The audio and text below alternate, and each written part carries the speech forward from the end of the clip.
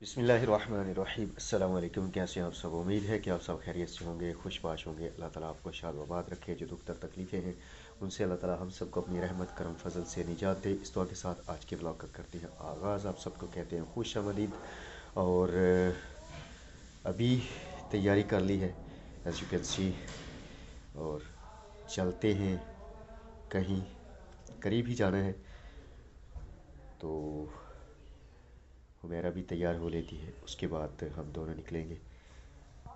सारे मज़दूर भाई, मिस्त्री भाई तो नहीं आए, सीलिंग वाले और रंग वाले भाई लगे हुए हैं काम पे अपने अपने।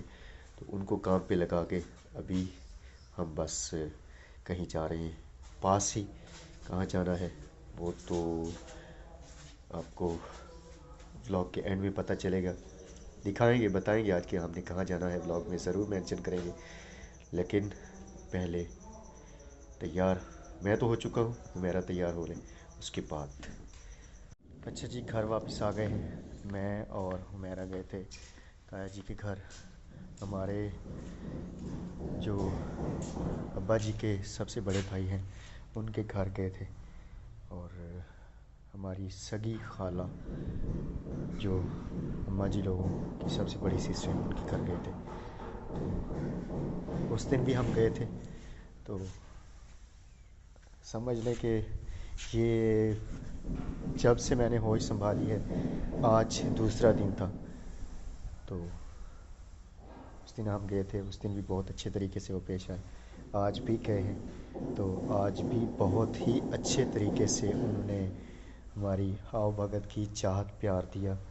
और जब कहीं से चाहत प्यार मिलता है तो फिर दिल करता है कि वहाँ पे बार बार जाया जाए। और जो सबसे बड़ी मज़े की बात थी, हमारे लिए सबसे जो बड़ी खुशी की बात थी वो ये थी कि वहाँ पे हमारी मेरी जो सगी फूफो जी हैं वो भी आई हुई थी, सिर्फ़ हमसे मिलने, मेरे और हुमैरा से मिलने। क्योंकि मेरा ख़्याल है कि मैंने अपनी सगी फूफो जी को अपनी ज़िंदगी में जब से मैंने होश संभाली है, ये आज शायद पहला मौका था।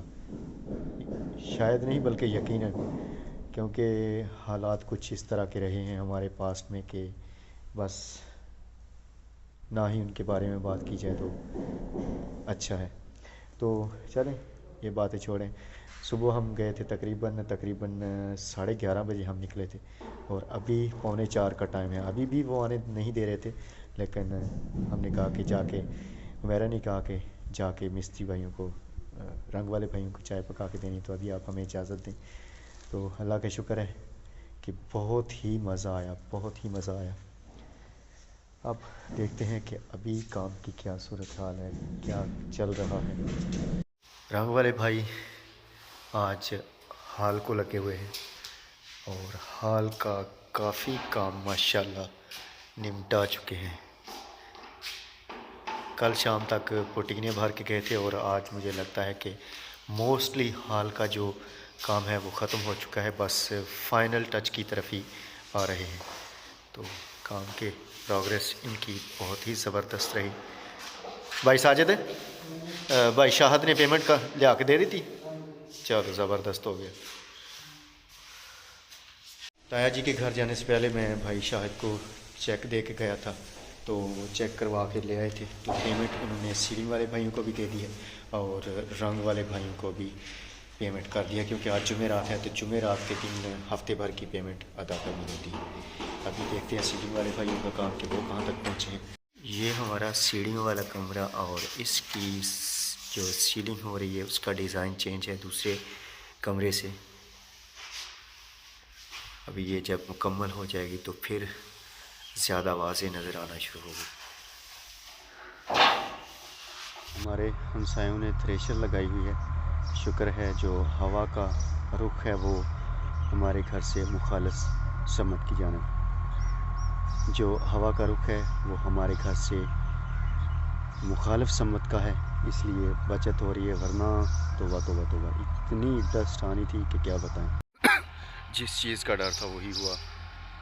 वो थ्रेशर तो उन बेचारों ने उसका मुंह दूसरी साइड पे लगाया हुआ है, किया हुआ है, लेकिन हवा का रुख बदल गया है तो सारी डस्ट इधर हमारी तरफ आ रही है। ये देखें, और ये इतनी मतलब ख़तरनाक है कि मुझे तो इससे एलर्जी हो जाती है, सांस रुक जाता है, बड़ा मसला बन जाता है।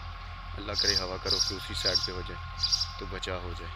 थ्रेशर लगी हुई है हमसायों की, तो उन्होंने तो रुख मतलब जो तूड़ी का है वो दूसरी साइड पे करके लगाई, लेकिन हवा का दबाव, हवा का जो रुख है वो हमारी तरफ हो गया, तो डस्ट से मुझे बहुत मसला होता है।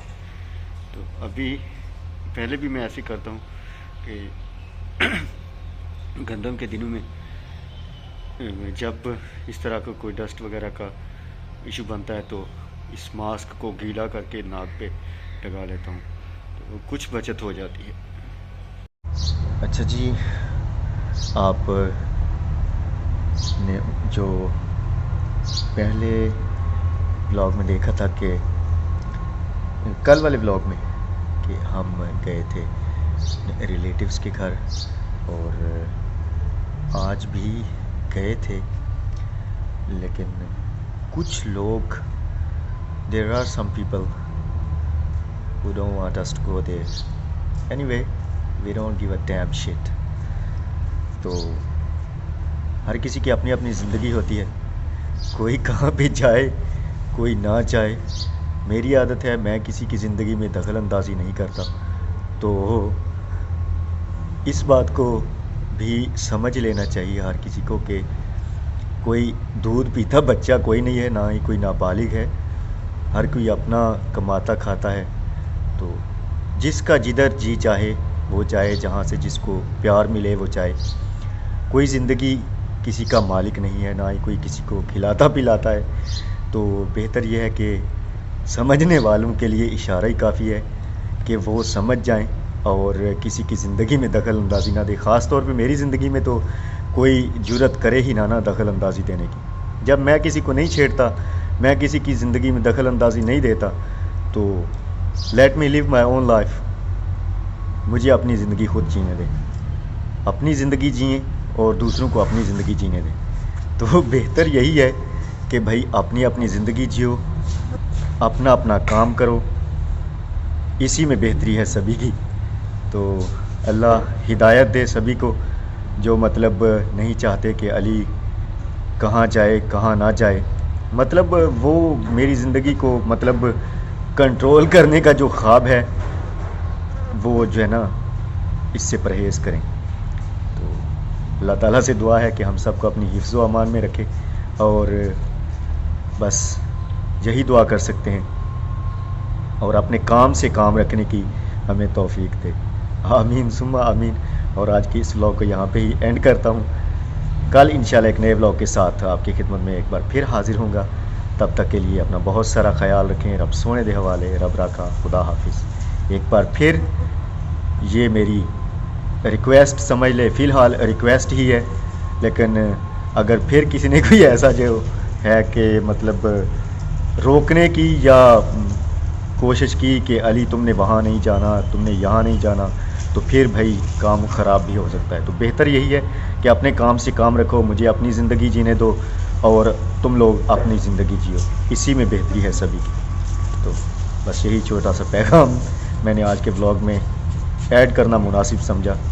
मिलते हैं एक नए व्लॉग में, तब तक के लिए अपना बहुत सारा ख्याल रखें, दुआओं में याद रखें। खुदा हाफिज़।